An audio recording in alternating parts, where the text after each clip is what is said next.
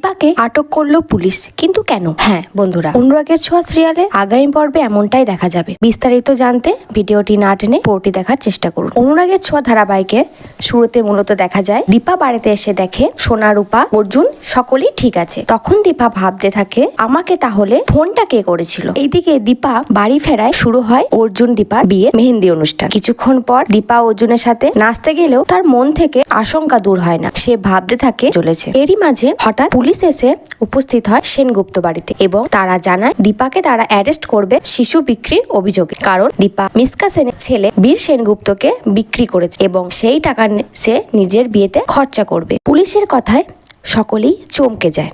দীপা তখন বারবার বলতে থাকে সে এ কাজ করেনি গো, সে বীরকে খুব ভালোবাসে।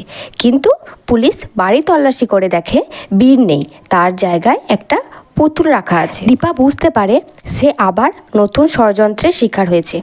এরপর দীপা শেফালিকে জিজ্ঞাসা করে যে বীর তো তার সাথে ছিল, কিন্তু বীর কোথায় গেল। কিন্তু শেফালি সকলের সামনে মিথ্যা বলে যে দীপা বীরকে নিয়ে বাড়ি থেকে বেরিয়ে গেছে। এসব দেখে ভিক্টর খুব মজা নিতে থাকে। অন্যদিকে পৃথা দেবী ভালো সাজার নাটক করতে থাকে। বাড়ি অনেকেই দীপাকে উত্তেজিত করতে থাকে।